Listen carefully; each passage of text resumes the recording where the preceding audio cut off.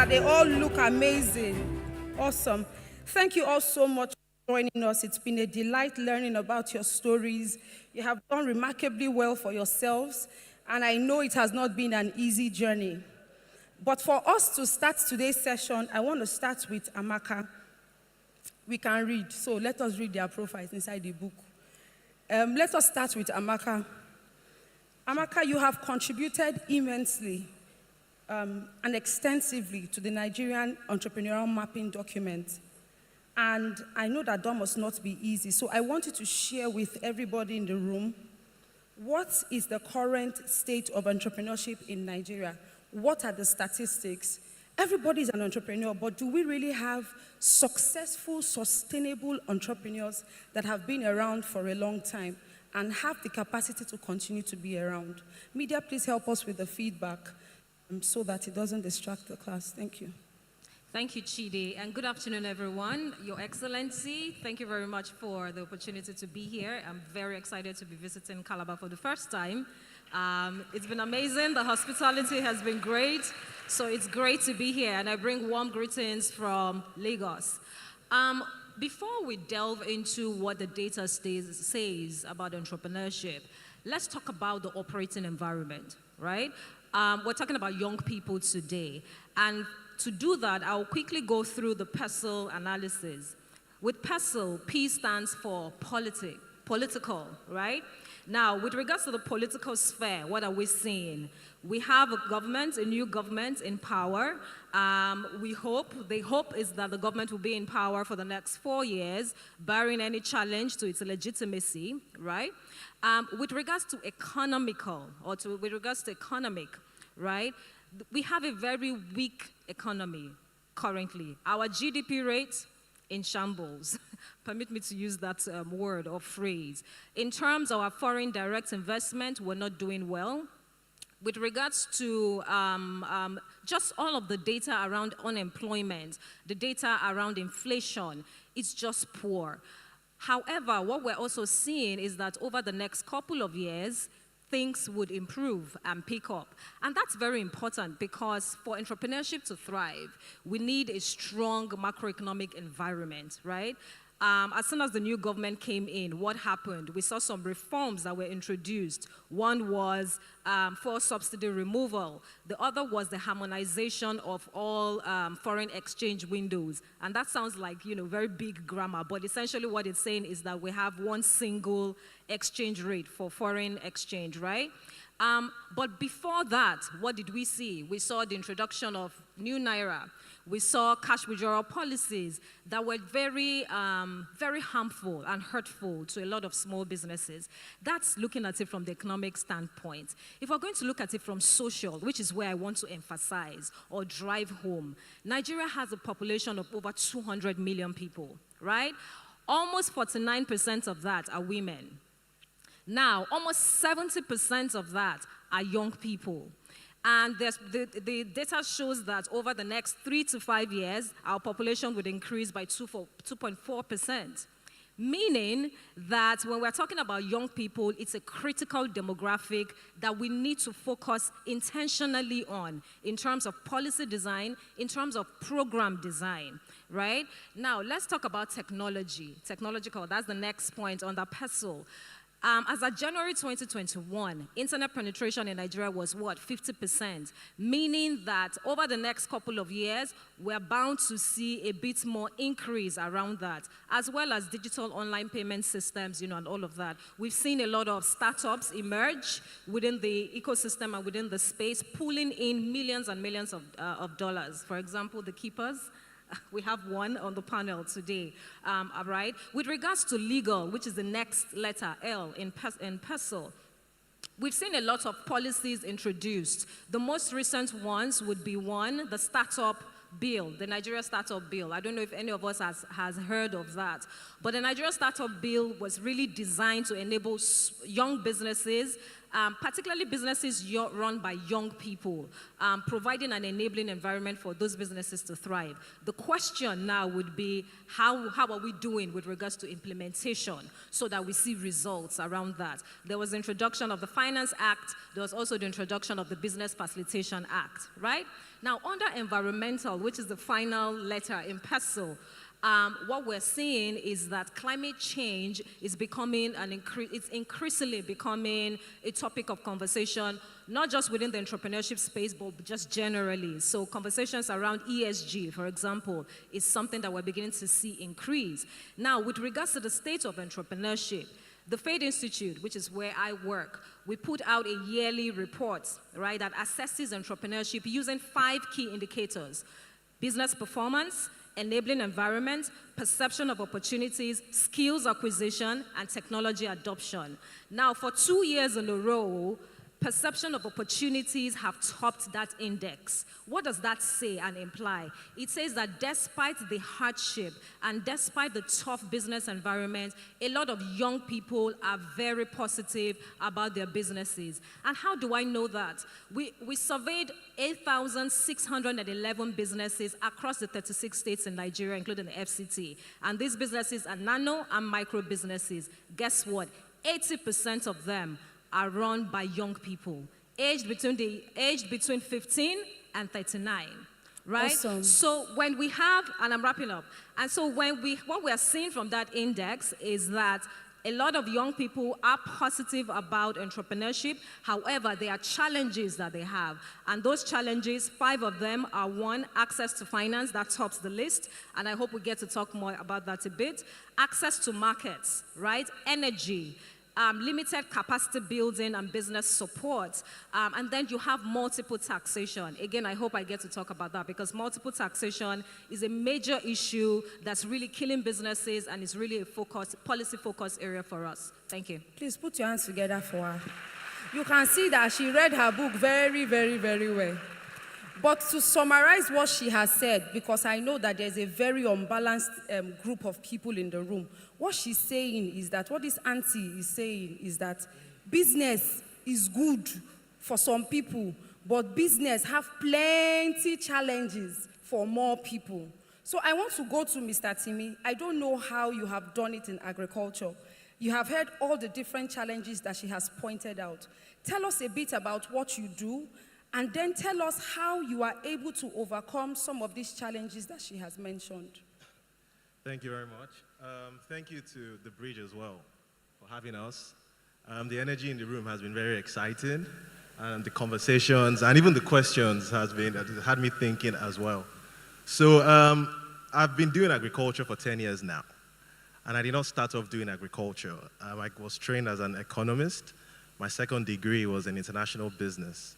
But from a young age, I was always interested in agriculture, and I was always interested in international trade. And it was just this thing of, I like the idea of having business partners in China, in America, in London. It excited me. And one of the beauties of life is desire. If you desire what you want to be and you work for it, you find out that things align that point you into that direction. So I was always just talking about agriculture and trade, and then I met someone who was doing that, and then I learned from him. He pointed me to some groups on LinkedIn, so almost every day I'll be on LinkedIn just joining these groups, listening to them. Eventually, I was able to identify superfoods, agricultural superfoods, and there was a market for it in Latin America, in the European markets. I met a client who wanted to buy hibiscus and ginger from Nigeria. Like Eyo said when he mentioned, family and friends were able to bet on me. We raised a bit of capital. I did not quit my job immediately. I took a career break. And then I remember when we sent the first containers to Mexico, the credit alert came. I was like, this thing is real. I called my account officer actually to say, the money, is it really there? She said yes.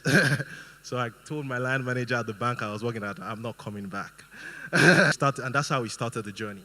So for your questions, I would summarize some challenges I would integrate it rather into nuggets that have helped me so far. And I'll mention 4 of them specifically. The first one is what I call personal self-discipline. And a more disciplined you is just a better you. And then whenever you're starting in business, whatever you're starting out,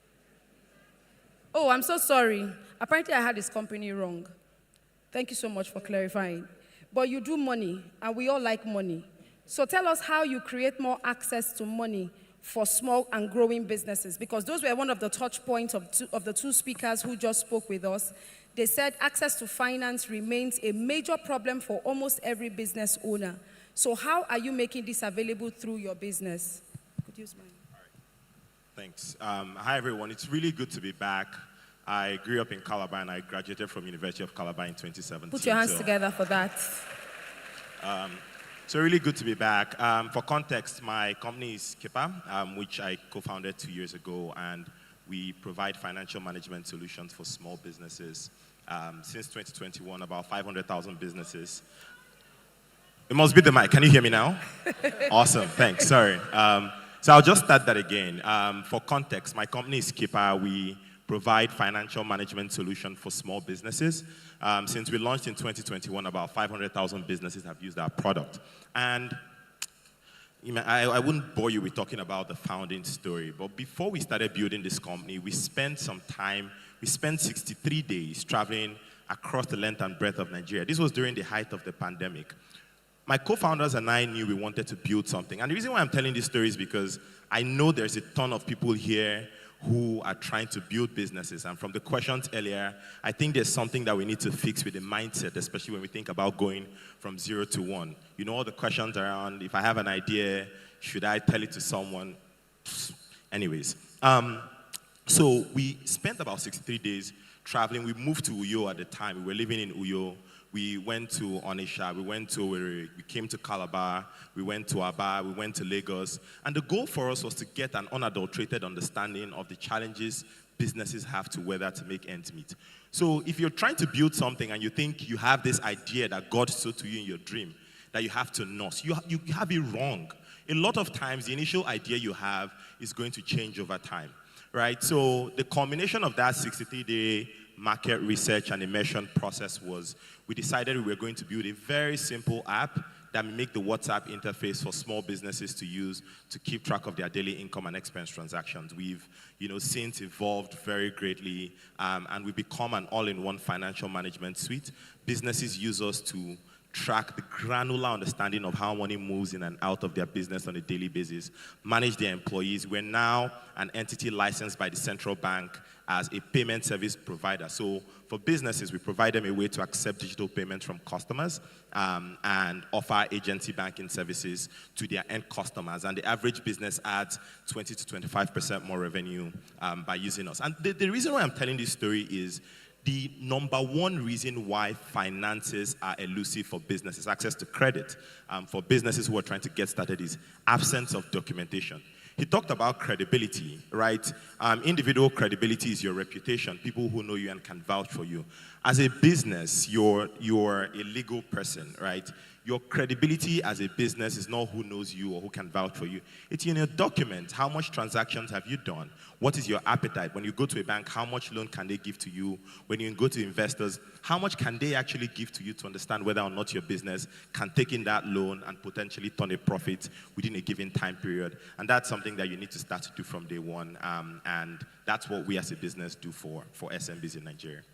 Thank you so much. Please put your hands together for him. It's very important. Because when you celebrate other people, one day you'll also be sitting here and we'll all be clapping for you as well. I didn't get an amen. Okay. I can harass people, I'll harass you. Okay.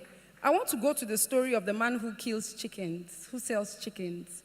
And the reason I'm extracting all these stories is so that you can see the diversity in what they all do.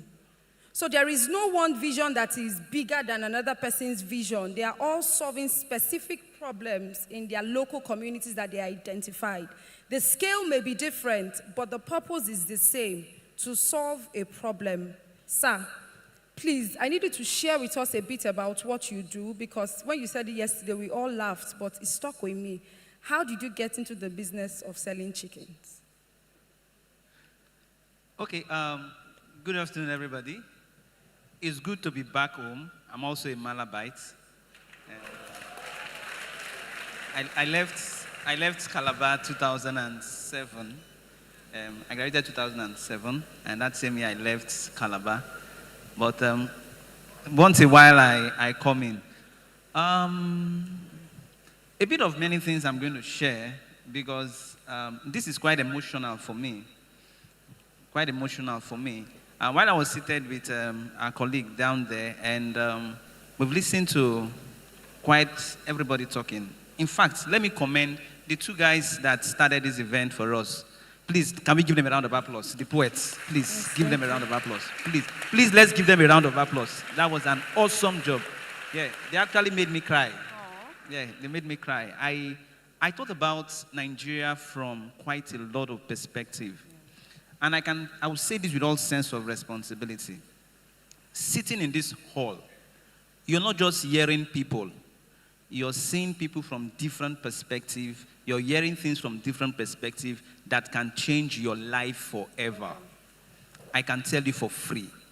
The biggest challenge I have seen among young people, particularly in the Niger Delta that I'm from, is the entitlement mentality. The entitlement mentality. When the big boss, Northwest, was talking about what he does, let me tell you something. If not for this event, for you to see him, you will fill plenty forms. Am I communicating? Once he leaves this place, the escort will not allow you to talk to him. You have a privilege to meet an MD. It's a unique opportunity for you to sell a value proposition to him. It's not the time for you to come and antagonize him and castigate him and tell him that you're not doing anything and tell him that you know everything. See, the concept of having an entitlement mentality in this region is what is keeping us where we are. Yes, I agree. Like the poet said, there's a lot of issues in Nigeria. A lot of problems, a lot of things that are not going the way it ought to be. But in the midst of it, there are massive opportunities. Unlimited opportunities. In Hall 5, I think 303, I'll be 304, I can't remember the room. I sat down there and I was asking myself, after political science degree, then what am I going to do with my life? Strange that I read political science, but today I'm a business development consultant. And more interestingly, I'm a farmer. There's no relationship. But the point is, I think Amaka said something about when she was looking at the pest analysis and the market opportunity. Once you identify the opportunity in the markets, let me help a lot of young people in this place so that you understand what it means for you to make progress. Most times we just assume that when we say make progress, it's one rocket science, something will just fall from heaven and hit you, your life will just transform. It's a lie. It will never happen. When you hear him talk about oil and gas procedure, let me help you. You have a fantastic idea. Outside discussing with people, go and get it registered. He talked about criteria. He talks about, I think, qualifications, things you need. Go and start acquiring them. If you need a current certificate, go and learn. If you need to get ICANN certificate, go for that training. If you need to get anything you want to do, there is always a process. There is always a procedure. There are steps you should take. 1, 2, 3. The future is predictable. Absolutely. Let me tell you, don't ever believe that thing that they tell us while we're children. Nobody knows tomorrow. It's a lie. It's a big lie. The future, it's predictable. It's a function of the decisions you make today. If you start making wrong decisions today, you will suffer the consequences tomorrow. When you're entitled, you will feel that everybody owes you something. Absolutely. Nobody owes you anything. I got into agriculture because I saw a need. I farm pepper, I farm tomato, I do cucumber, I do lettuce. It has nothing to do with degree. Absolutely. Absolutely nothing. If I want to learn about oil and gas now, just go and kneel by him and ask him, what can I do to be safe? And he will help me. True or false, sir? True. If you ask, you will find. You. If you knock, the door will be open. If you seek, you will find. This is a very simple analogy. I'm only saying this to young people like myself, seated in this hall today. this day can transform your life forever if you take it personal and understand that your progress in life, irrespective of what you choose, is essentially your personal responsibility. Thank you Please put very your much. hands together. Igbo people will say, Hana kukwa kaeba. Are they clapping hands? Please clap your hands. Very important points that he has raised that I think you should be writing down. You and you alone are responsible for yourselves. Nobody owes you anything. I think you should just write that in front of your room like this. Nobody owes me anything. When you wake up in the morning, so that you know that everything you get is a privilege. That brings me to our other speaker, Harmony, who is a product of this experience, who is a product of this journey. How did that switch happen for you? Because you're like 1 in a billion. What made you decide that it was time for me to make the move? And then how did you know the specific move you wanted to make? Because sometimes it's so easy for us to speak from this side of the table. But for young people who are here, some people don't even know what the next step should be. They don't know what the next thing they should do. So where did you find the courage? How? Tell us a bit about the breakdown of your story. How did you make that move? Practical, not we aspire to perspire. Tell us what you did to make the move.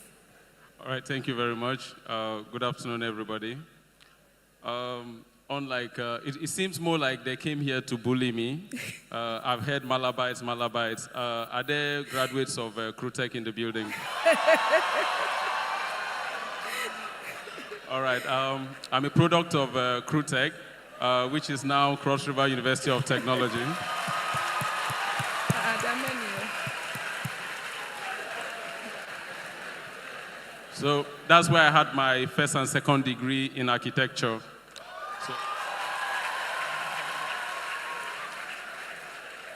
So as you can see, it's more like all work without play makes Just Jack don't pay. a dull boy. So that's work, and then it got to my point. This is the play point. So I'm the guy you call whenever you want to have a party. You know, as you can see, the stage, the screens, the lights that we have here are all from Del Faro Productions. He did that. But all of this would not have been possible, since you said I should narrate my story, all of this would not have been possible but not for the creative idea of His Excellency Senator Leah Liboke, who a couple of years ago enhanced on the idea of turning the state into a tourism hub. And he decided, let's rather own equipment and train indigenes of Cross River State. That's how I was picked. We were over 100 of us. Fast forward to about 2010, I had my first break in Lagos. That was Fela in Lagos. There's a reason why I like telling this very story, the Fela in Lagos story. That was my first time out of the shores of Cross River State. And that was me in Lagos. But how did I get to Lagos? It wasn't by air. It was by road, but not a night bus like some of you would think. It wasn't a daytime bus either. So how did I get there? It was in a 40-feet trailer. Yes. You know that trailer that carries cows? So we have a tradition that somebody from the company must always escort equipment when they are traveling, because the truck driver is not part of the company. We just hire the services of a logistic company, and they do the transportation of this gear. So somebody from the company has to escort this equipment in order to be able to explain to securities at the various checkpoints where the equipments are coming from and where they're going to. I got to Lagos, and I slept in Eco Hotel. I mean, me from a trailer to Eco Hotel for 1 full month. I came back by air. Wow.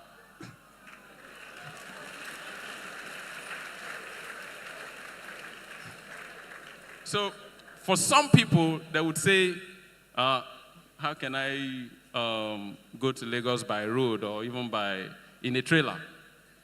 That's because I saw something. I had a vision to move from point A, which is where I had no choice. I was born into that category. But I decided, no, I can't stay in this category. And for me to be able to move myself to point B or C, that's totally my responsibility. That was my choice. And each and every one of you in this room has that choice. But if you decide to pick it, that's solely on you.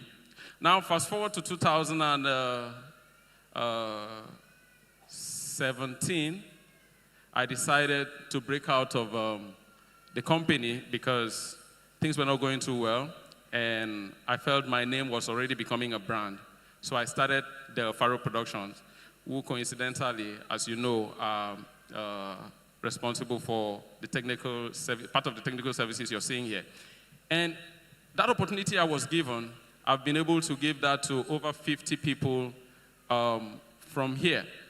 Not necessarily indigenes of Cross River, but people I saw here. There could be non-indigenes, but they are domiciled here. So I picked people from here and trained them, taken them to the mainstream, which is Lagos.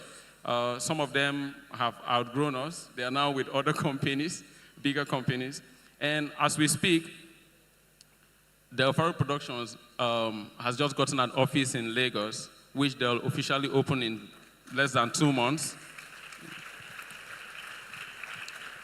And we have no intentions of moving a pin from Calabar, as everything in Lagos is solely Lagos, which means there's going to be Del Faro Lagos and Del Faro Calabar. Awesome.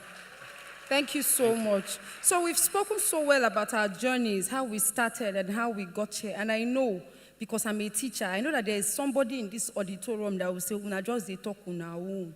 If I'm going home now, then go still lap me. I will still jump bus. All this thing you are saying is your own."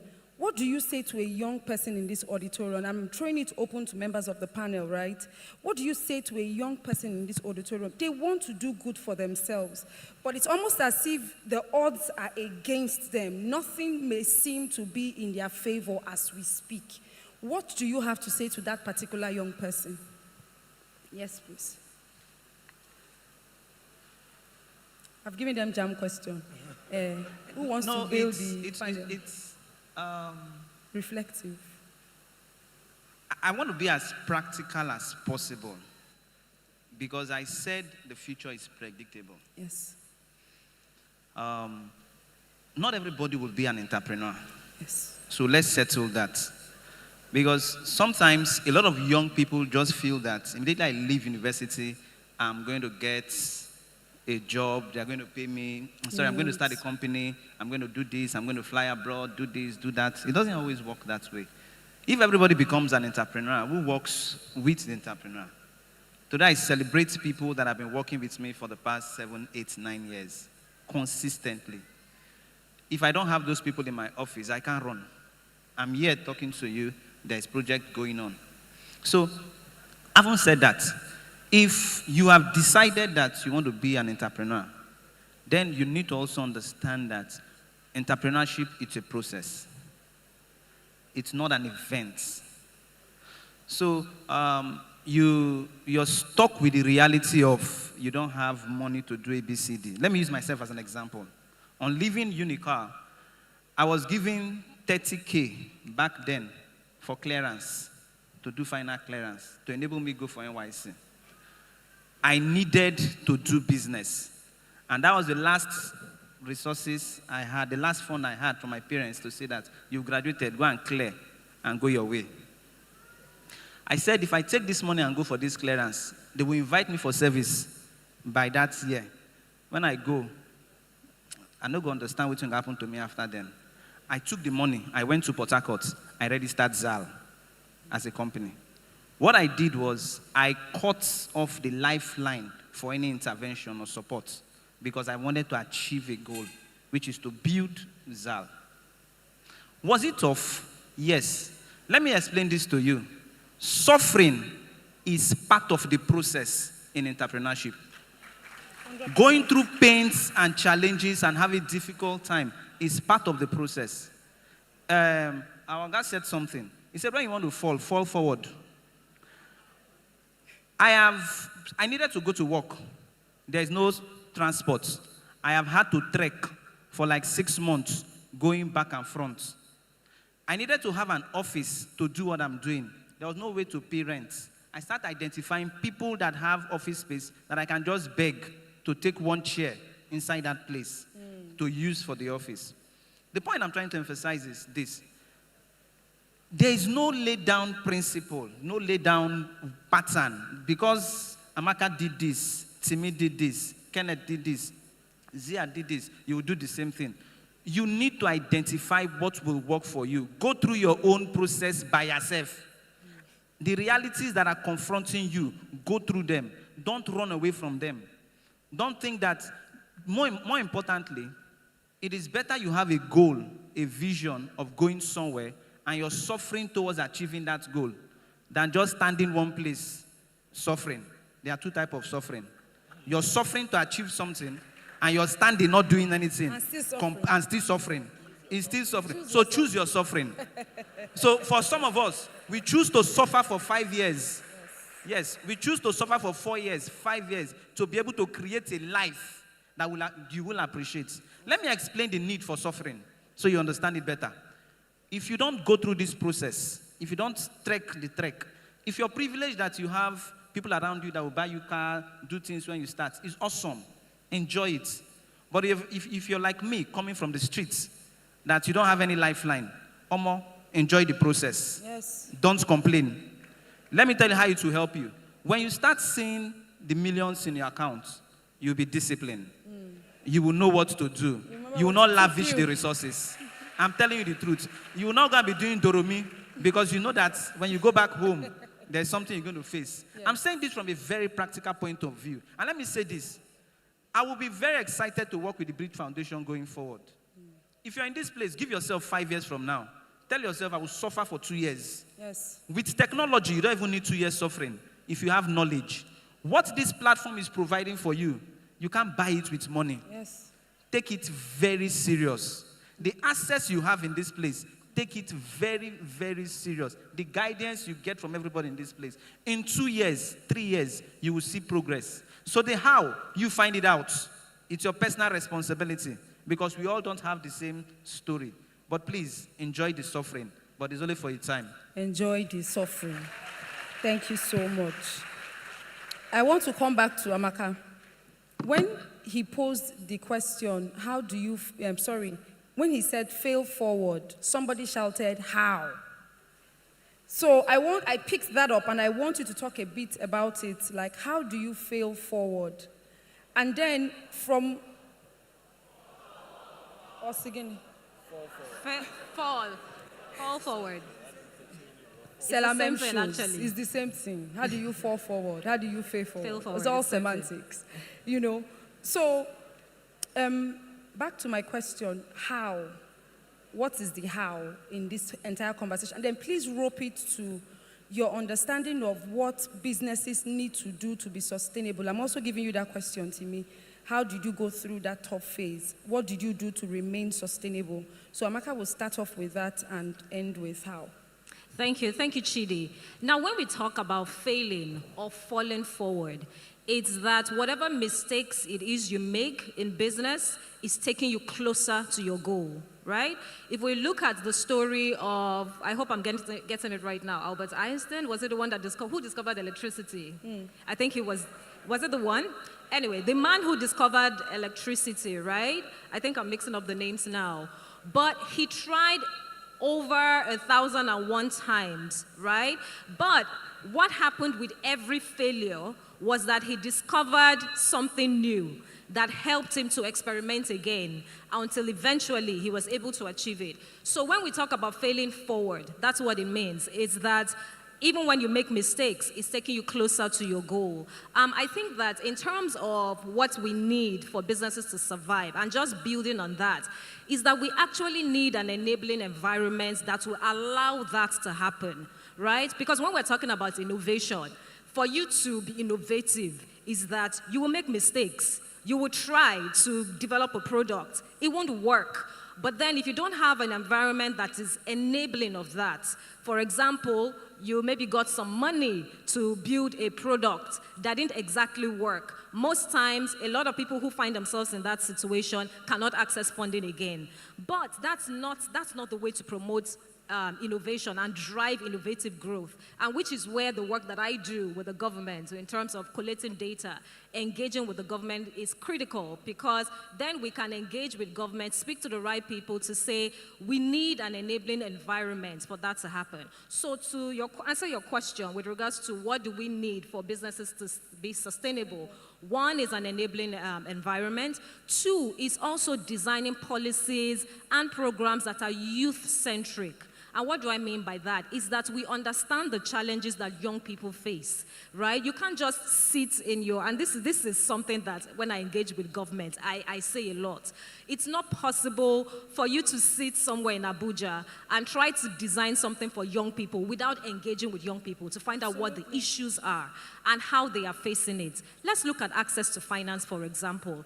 There are several layers to it, and I don't have the time to go through the different layers of the problem. However, what is critical is that there is a gap with regards to innovative products that target specifically young people and that demographic. Why? Young people don't have the capital requirements that a lot of older entrepreneurs might have. If I'm just leaving school, where do you want me to get landed property to use as collateral, which a lot of funding organizations would ask for, right? And so it's that when we're thinking of young people, and like I mentioned, just judging by the data, it's important. In fact, we're behind schedule in terms of thinking about young people and in terms of thinking of and implementing programs that will enable young people, right? But since we're here, it's that we're thinking consciously around that. What are the issues that they face? This access to finance problem. Okay, we know 80% of them, 80% of the businesses that are in Nigeria are run by young people. So can we create innovative funding products that understand the risks associated with this demographic and can also meet that need? So that's two. We have the enabling business environment, and then we have access to finance. The other part will be capacity building and business support, right? So you have a lot of organizations like what the Bridge Foundation is doing, but I find that there's still a gap in that area. If you're looking to start a business, what do I even do, right? It's one thing to have the skill, right? So if, for example, I'm a fashion designer, I want to make a top, I can know how to sew, but knowing how to sew does not mean I know how to run a fashion business. Right? And so there's still a gap with regards to that. And so just in a nutshell, I'll hammer on these 3 points. And these are areas that I think that if we begin to fix, then we can begin to help businesses survive, especially because on the back of data, a lot of businesses do not even pass the 5-year mark. You know, most of them do not even make it up to 5 years and die off because of some of these challenges. Thank you so much. So Timi, how have you managed to stay afloat? Okay, so I'll first talk about vision, you know, the power of vision. And I think for any entrepreneur, vision is very important. And because when you have a vision of where you want to go, when there are challenges, it builds innate resilience. And the good thing about vision is you can paint it anyhow you want. It can be as colorful as you want it to be. There's no limitations to it. I'll quickly talk about 2 challenges we've had over the last 10 years. When we got into the hibiscus, Zobo exports, right? It was a great business. We were having a good time. Sometime in 2017, there was a ban. So, I think at that time, maybe we had between 38 to 42 containers on the vessel. And then I remember I was at a show somewhere, a food fair rather, and then we got the news. And then we were like, wow, what are we going to do? So we started talking. We went to Mexico, then tried to sit with them. Okay, can we fumigate it there? And yes, we did lose a little bit of capital then, but what we did was we found out, and that's the concept of failing forward as well, right? We found out that there was a gap for agro-fumigation in Nigeria. So we were like, okay, how come in Mexico, in the US, they can actually fumigate these things at the port, and we don't have it there? So we came back to Nigeria, we contacted NAQS, Produce, and we found out that there was pretty much no agriculture fumigation facility in most of the states, a lot of the states in the north. So we said, okay, we'll build a business plan, we'll raise capital for this. At that time, we had banking relationships, but they were only providing working capital. So, I mean, we lost a bit of money there, but with that knowledge, we found a business opportunity. So the concept of failing forward was we now started to, okay, we can invest in this. There's so many exporters. They've banned beans in America, Nigerian beans. We can actually build chambers that can fumigate these things. So in that failure, we found a business opportunity. The second one was, I mean, when we had the business plan right before COVID, we had spoken to a lot of private equity funds. We were trying to raise capital. And then we had signed binding term sheets. We spent a lot of money on legal due diligence. And then COVID happened, 2020. And everybody was coming back with, well, we're sorry, we're not investing now. We want to fund or strengthen positions we're already in. And, you know, we had done this for about 18 months of due diligence. Money had been spent. But what we now found out was that there were a lot of services in Nigeria for startups and young businesses like ours that did not provide a lot of support that we needed. So I started to call my friends who were, you know, in other countries. I was like, oh boy, man, this has gone, I've lost this, you know, these things have not gone as planned. And then what we found out was that by reaching out, there were opportunities for very bespoke agricultural consultants. So when we looked at those deals that didn't go through, we came back, we learned from it. We sat down with lawyers, sat down with other people who had gone on that journey before us. And by the time we eventually closed, we took all the mistakes from that. And even when the investor's lawyer put this in the clause, we said, no. You know, take this one out. It cannot work. And that's one of the reasons why, you know, platforms like this are important. Because, and for every entrepreneur, it's important to always get a mentor. One of the mistakes I made was, I mean, it took me a while to get personal mentors. And if I had a mentor at some early stages, some mistakes I made, some failures I had, I would have mitigated it. So, I mean, like you said, to make this sustainable, there has to be knowledge transfer from generation to generation. Businessmen who have done it before, they need to be on platforms like this saying, you know, these are the mistakes I made, you don't make it. And me, I've made these mistakes. I need to be telling the next generation that this is how to go about this, is how to go about that. That's how I think entrepreneurship can be sustainable. Thank you so much. Please put your hands together for that. You know, everybody wants to be an entrepreneur. And sadly, I mean, I don't know if I can say sadly, but interestingly, I'm asking myself, CEO of what? Njideka and Sons, CEO of what? Right? One of our speakers said something very important. They said it is better to be a part, to have 50% of something big and something good than to have 100% of nothing. And in this quest for CEOship, people are now beginning to be discouraged about just the place of serving and working and understanding discipline in the workplace, from showing up every morning at the pump front, like those basic, simple principles. You had a 9-to-5 before you started your business. What role did that play in your journey? Was it as effective as you had expected? What did you learn from just serving under someone within a specific period of time before you delved into entrepreneurship? Yeah, great question. So before I started building my company, I worked at two places before. The first was a management consulting firm called Accenture, and the second was TikTok. So I lived and worked in Beijing for 2 years at TikTok's global headquarters. I would say they were important, but not necessary. And I think there's a little bit of nuance there. The importance he played was in the very intangible things. And from both experiences, the most important thing I took away was he set a bar for what high performance truly looks like. I worked with some of the most ambitious and smartest, high energy people. And for me, I needed to see what that bar is, because ultimately, if you go on to become a CEO, right, and you can't gerrymander the process of your destiny by saying, okay, I'm going to build something and install myself as CEO. You're going to have to earn that shirt every day. You have to show up before everyone shows up. You have to leave last. You have to work harder than everyone. You have to earn your shirt. So for those of us who want to be entrepreneurs, if we think it is our way to, go through the back door, it is impossible and it would never work. You're better off getting a job. And I advise us to do that if that's what we want to do. So for me, I needed that bar, and we're all going to need that, because a lot of times when you're trying to navigate the journey, what you're asking yourself is, what are the best people doing? How hard are they working? Am I too lazy? Am I sleeping too much? Am I spending my time on the right things?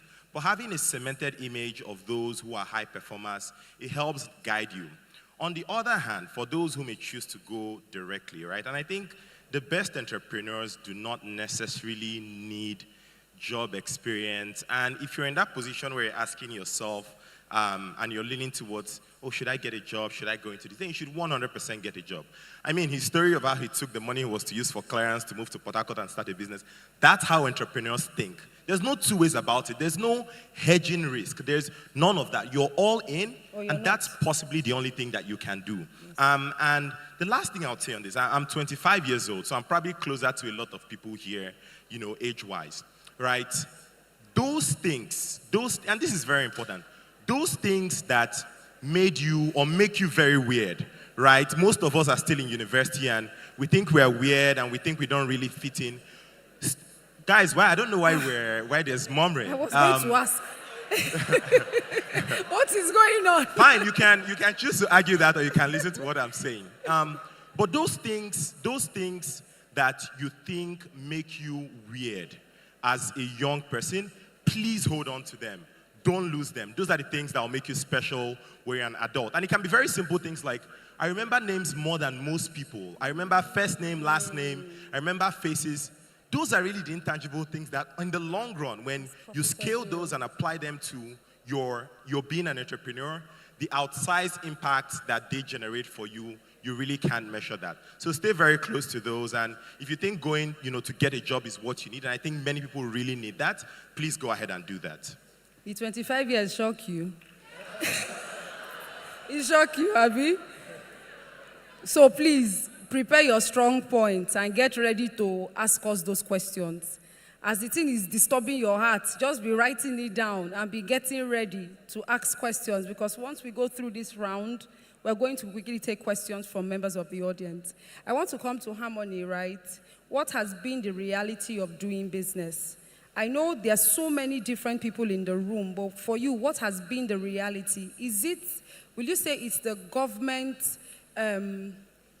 policies like she alluded to, or would you say it's the quality of people that would help you execute your vision? What would you say between these two may have been some of your biggest challenges running a business? Because I'm coming to a point with that. Is it the people or is it the government that has made your business difficult in any way?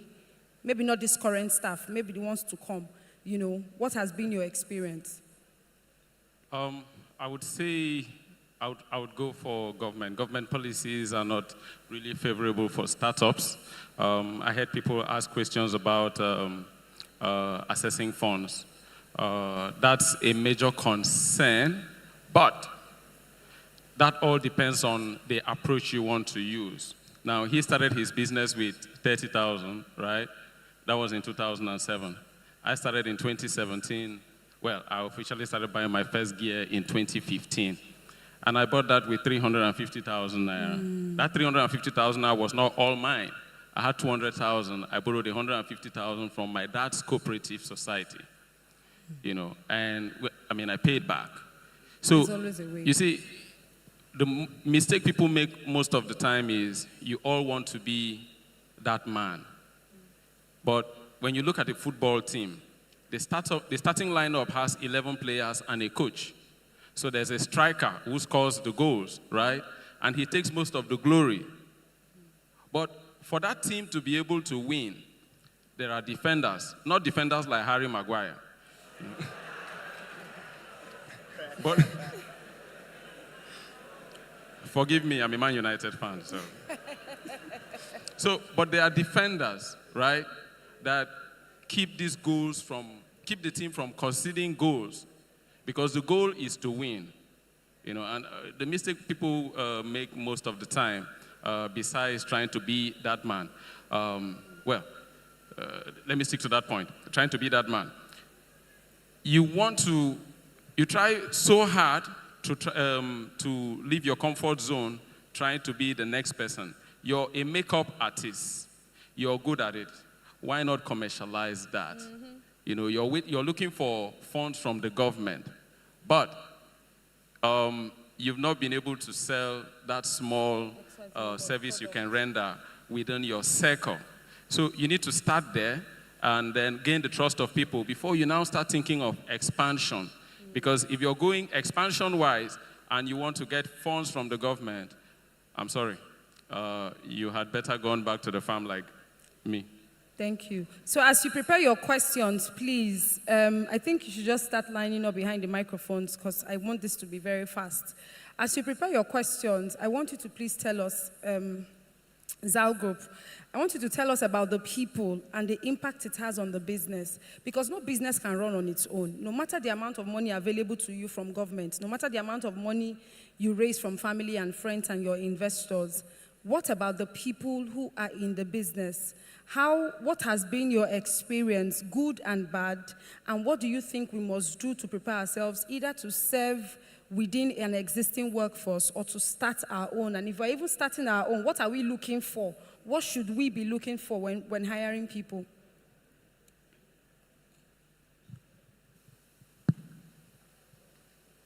I think Timmy mentioned mentorship. I also, when he said it, I just said, wow, we are in the same page. Because some of the mistakes we've made, or I have made personally, if I had a mentor at that initial stage, I would not have made those mistakes. And part of that is to say that if somebody had guided from the initial stage to say that when you're recruiting people, these are the kind of things you should look out for, these are the kind of things you should look out for, it will help you to a very large extent. In fact, one of the mistakes I made when I started was thinking that the world revolves around you. We all have that mistakes. We all make that mistake as entrepreneurs when you're starting. I think somebody said it. I think it was a speaker online said it. You build products for yourself, not for the people. You are the entrepreneur. You assume that the services or the products you're bringing to the market, you're thinking that you're the one that will consume it. So you think about it, how it will suit you, how it will fit you, how it will suit into your personality. All you think about is just yourself. You're not thinking about the end user that want to use the product. So, directly to your question, team members that I call them team members, plays a very pivotal part for businesses to run, to grow. There is little you can do running a business all by yourself. There is little or nothing you can do. So imagine that you have 5 farms and they're all running simultaneously. You cannot be there at the same time. You need people to work with you. The way you start, even from when you start your business, I love what Mr. Mohammed mentioned about his recruitment process, his career process in the organization, how people grow. You can't be thinking about running a business and you're not having plan for the people that will work with you. The same way you want to buy a car as an entrepreneur, also know that that person working with you needs a car too. It's very, very important.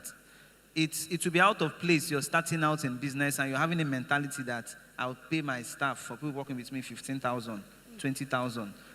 Let me tell you, it's a recipe that they will steal from you. Yes. It's sure. If they are not stealing from you, or you're not observing that they are stealing from you, they have an organized meeting inside the organization that you're not aware of. So just know like that. You're paying them 30,000, 15,000, and you think everything is going on fine in your organization. Don't worry. There's an organized meeting going on. You're not aware. You're just the MD. They will help you just rake everything out. What I'm saying in essence is this. We need to, as we start, have these things in the plan that you will work with people. Make your team members comfortable. It is very, very important. For us, we do 13 months, what we call bonus for them. We give them annual leave. We do a lot of things to help them on. So you don't need to be the IOCs before you start practicing these things. We make pension available. A whole lot of things just to make people comfortable working with you. So I'm saying that when you're starting, have it. You might not be able to apply it at once, but let it be part of the plan. That as I make progress, people working with me will also make progress. So he's saying you should meet the requirements of your requirement. Be as good as the good you are looking for in other people. Hello? Mm-hmm.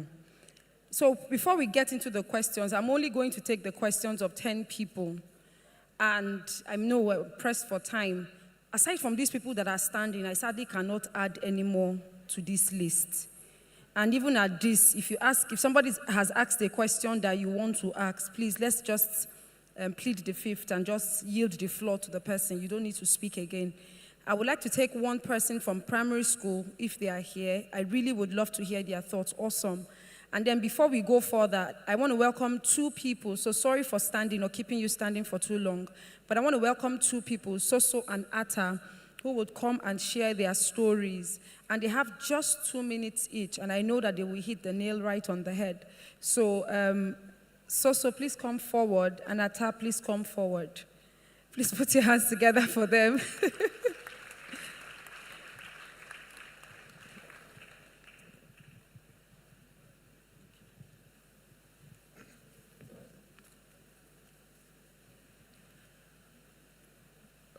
Good evening, everyone. And thank you for this opportunity to share a bit of what the journey that we've actually taken to come to this point where we are, because we are still on this journey, the road is still far. So first thing I want to say is this opportunity, if I had it when I was younger, a lot of the mistakes I made as a person, I wouldn't have made them. So please cherish this and take home more than what you're getting here. First things I want to say is I'm a product of mentorship. I'm a product of a leader.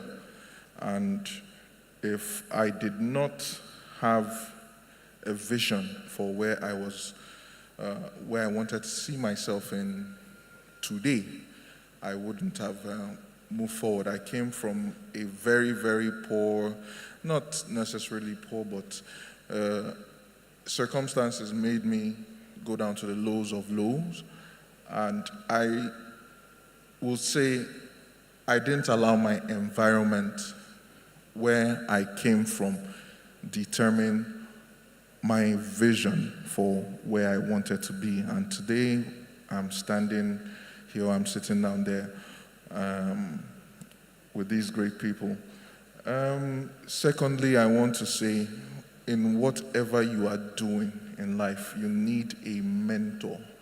That's someone who has gone ahead of you in the journey that you are making in life and who has made mistakes. You can get those mentors either by books or in a person who, if you're privileged, you meet physically. And by all means, you need vision. If you do not have vision for your life, if you do not have vision for aspects of your life, and if you don't have set goals and objectives that you want to achieve at different points in your life, you will not, first of all, you will not know when you get there, you will not know how to measure, and most importantly, you won't actually go anywhere. So, thank you. Please put your hands together for him. You must have a vision and you must have mentors, people who have gone ahead of you. So please put your shoulder pad down so that you can receive. Thank you so much. Hello, everybody. My name is Atta Ebuamusa Anzaku. I'm one of the co-founders of AgroEcno together with Timmy, and we're here together. We flew all the way from Lagos. I don't want to say much. I just want to shed more light on a couple of things that I think will be valuable to a lot of people here. And one of the things, there are three things essentially I want to share, which boils down on ideas. I hear a lot of people talking about ideas, what do I do? But I think all of us have issues of what I call imposter syndrome. You know, you think of an idea and then you begin to talk yourself down. I don't have money, I don't have this, I don't have this. But the most important thing with ideas is that you must bring those ideas to life, irrespective of looking at your current position. Because the way ideas work is,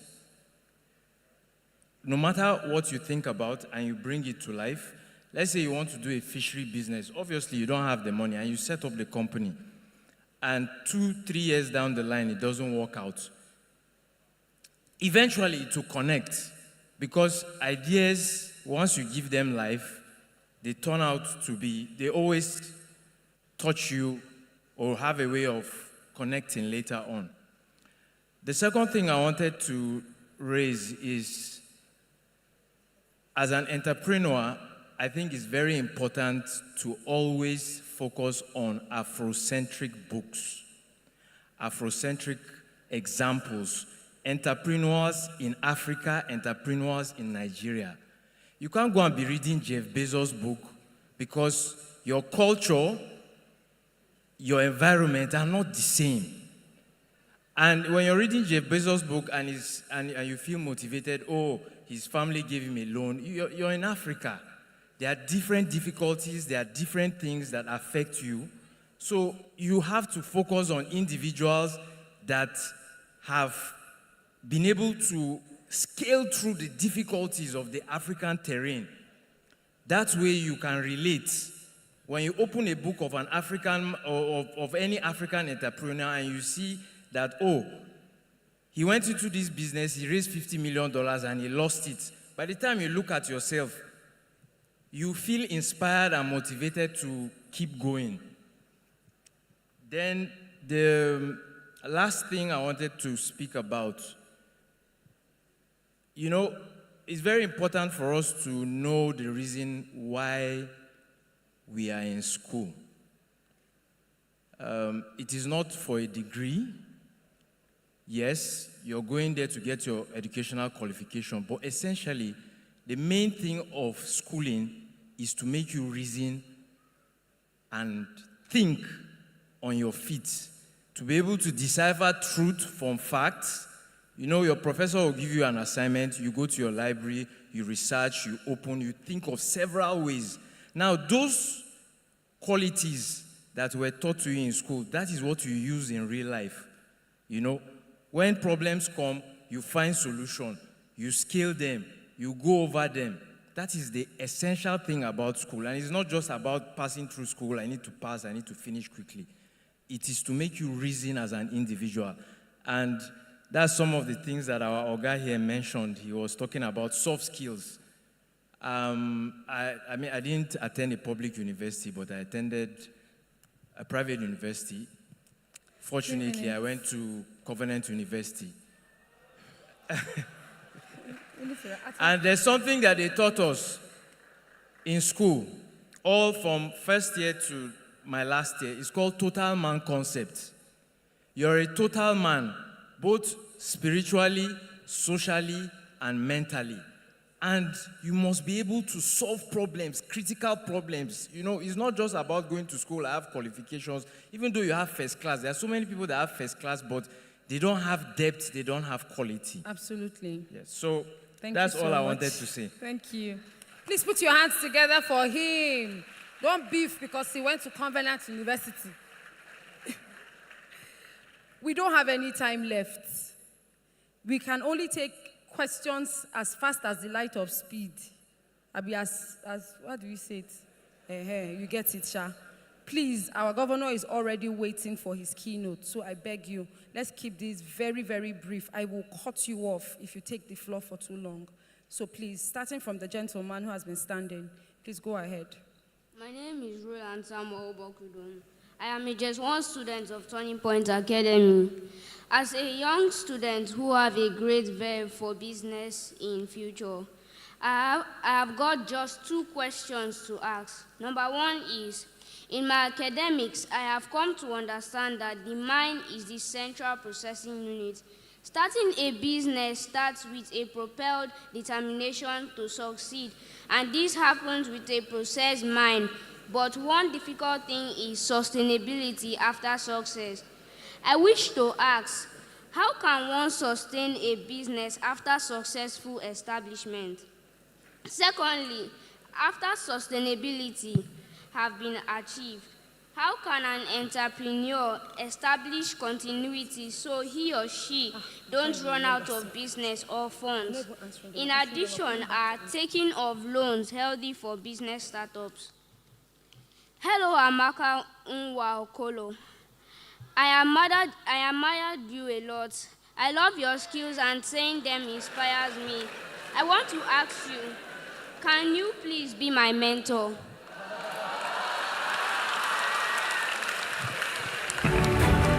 Wow.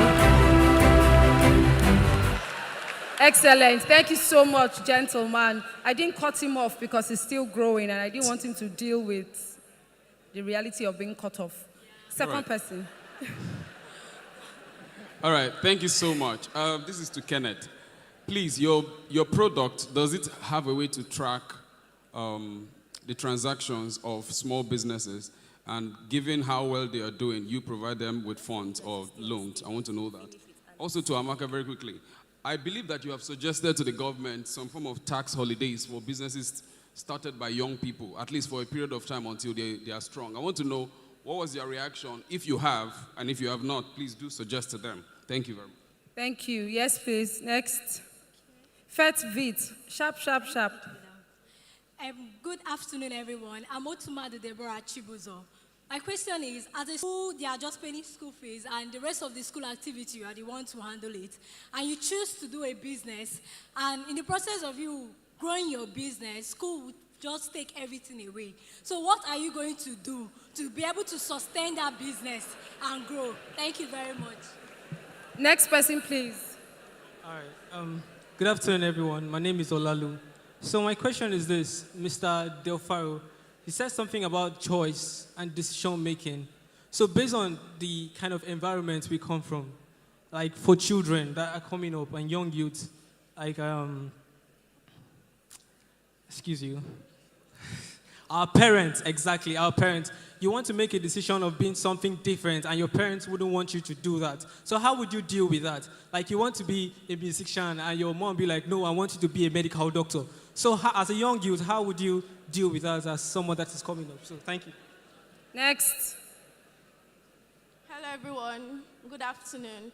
My question is, as a high school graduate who just wants to get a business idea or wants to venture in a business that every other person is venturing into, what are your advice for that high school graduate who has little entrepreneurship knowledge? And then also, for somebody that wants to venture into a business idea that is people do everywhere, what do you think or what are the strategies that person can use to gain success in that business that everybody's doing? Is high school fresh out of secondary school? Yes. Okay, just wanted to check. Please, we can't add any more people to the line. Only those who have been standing there before. Please, ushers, take note. Hello, Ms. Amaka. This question is coming up to you. In form of economy, you made mention of inflation, and the two theories of inflation are demand push and push pull. And cost pull, and the demand push, which the general price level is caused by permanent increase. And I have found out that in this new government, they value demand pull more than the cost push, which we Nigerians are suffering it, not the government. So why don't we use the cost push, which is caused by increase in price of economy, which is more better off than the demand pool. I have found this example in the fuel subsidy that has just been removed by our new governor, so which is making the economy not to do well. So why are we not supposed to use the cost pool, which is more better? Thank you. Okay, Amaka, look as if we'll rub your powder today. Everybody has questions for you. My name is Amora Mogift. So my question is, entrepreneur is really nice, but then I see that they said no empire lasts forever. So I want to ask, should you have a startup plan in case of anything? Take for instance, if you're to do government job, it is certain that at this time you would retire, but then in entrepreneur, you are not certain of where you would live. So are you to get a startup plan for another business? Thank you. Thank you so much. So I have to put a hold on this for now because we can't keep our governor waiting. But we are seated here and we will come back to your questions. Please, let's honor him. So let's put our hands together as we receive our honorable.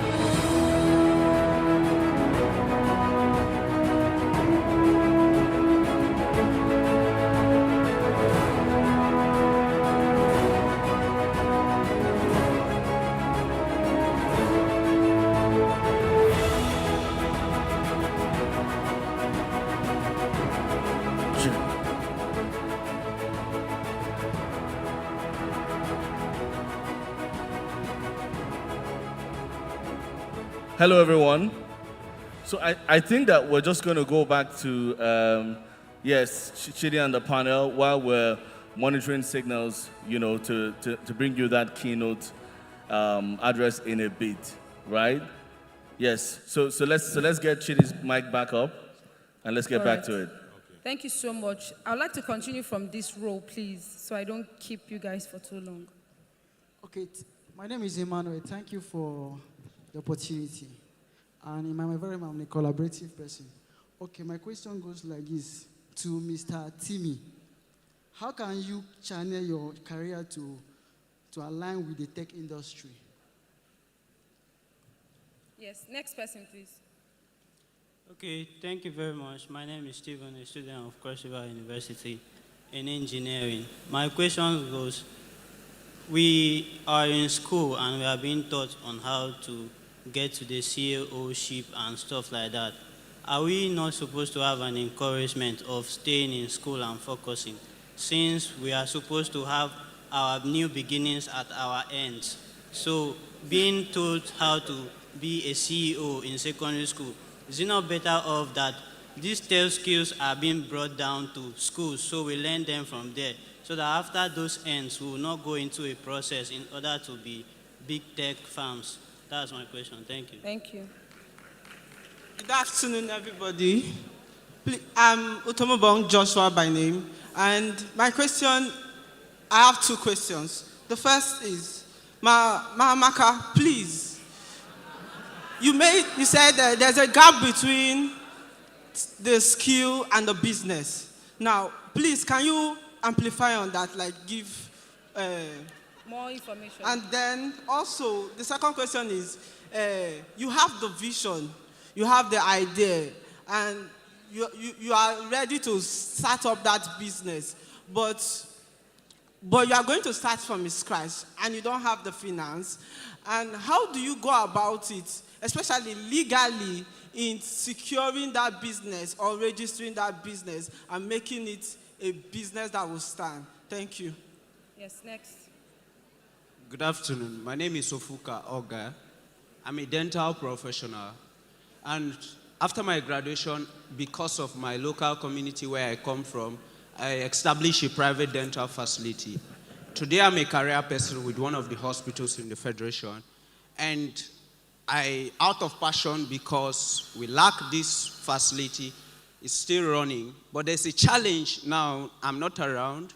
Most of the financial transactions, how to track it, how to keep the place running. Then another challenge I have presently is taxation. Now, because I come from that place, most of the taxes they ask people to pay, even down to the community level where they come to tax the business owners, I have to cut across it, use my relationship, or maybe talk about it, because you're coming to ask me to pay community levy, and today, fuel is up. Almost everything we are doing there is to run the business, no profit. Please, what's your advice for that? Thank you. Good day, everyone. My name is Noleme Owai. I have a contribution or suggestion for the leadership of this foundation in partnership with the personalities involved or engaged in the course of this conference. I believe there should be room for opportunities like mentorship, trainings, employment, as well as funding by the speakers or guests present in this place in prospective areas in line with their field of operation. Thank you. Thank you. All right. Awesome. That row, please. Very much. My name is Emmanuel Okamupo, a 300-level student of biochemistry, University of Cross River State. Considering the aspect of mentorship, I started a business early this year, but before then, I ensured that I met a lot of people for ideas, and that is mentorship. My daddy, who is my principal mentor, told me to venture into that. But at last, the business is not going properly. I have cut down the price of what I am giving as regard to my opponent. When he's selling 500, I cut my own fee to 300, but still there is no way. So what do I do on this when mentorship has failed? Beautiful question. Thank you so much. And we'll take it right after we have our governor, who is now available. For those of you standing, you can take a seat briefly. Just know how you're all arranged while we have our governor, please. Thank you.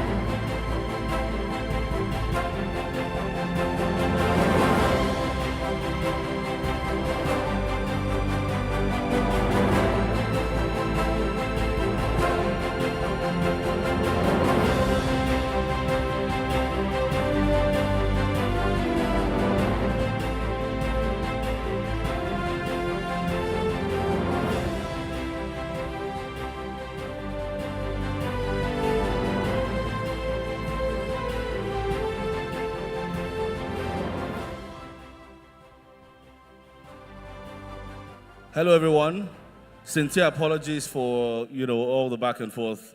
With technology, you never can tell because, this one's beyond our control, as we usually say. But while we're still monitoring signals and hopefully the executive governor of Abia State joins us in a bit, we're just going to go back to that activity, just go back to the questions. I don't know, we're done with one row.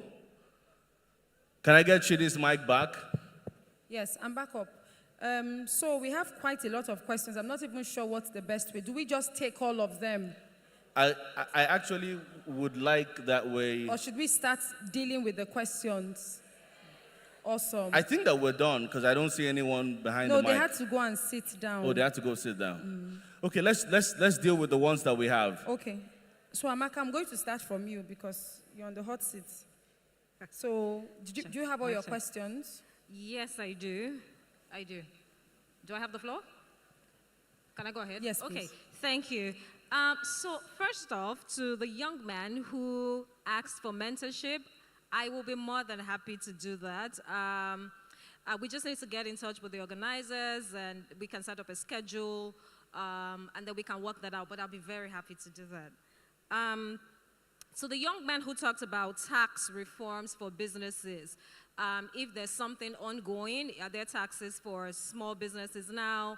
And if there isn't, what are we doing about it?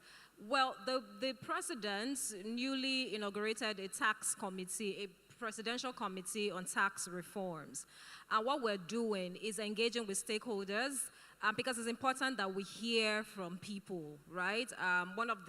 So the work that I do at the Faith Institute, at Faith Foundation, has to do with collating data, has to do with engaging with ecosystem players and stakeholders to hear from people that are directly affected, and then collating that feedback and sending to the government, and then on the back of that, we begin to engage with the government. So what is happening right now, and what we've just done, is to have a policy workshop. In fact, that happened on Thursday before I came in yesterday for this program. And what we're doing is collating feedback around what the pain points are, and the goal is to make that submission by next week, this new week coming in, to the Presidential Committee on Tax Reforms with regards to reviewing tax issues for NMSMEs. And NMSMEs, I'm referring to nano, micro, small, and medium enterprises. Now, one of the major issues that a lot of businesses complain about is multiple taxation. And that, in a way, touches on the question that the young man on this row asked when he said, I'm being subjected to pay multiple taxes. How am I supposed to cope with this?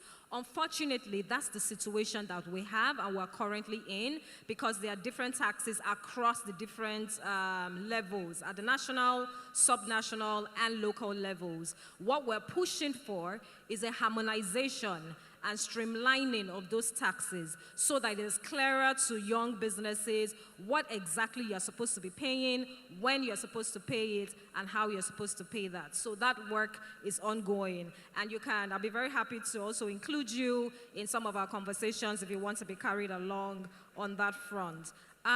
For the young man, or there was a lady who talked about businesses everywhere, how do you differentiate yourself? I think just to respond to that, and maybe somebody else can pick up on that, just to respond to that, my quick answer would be to find a gap, right? Entrepreneurship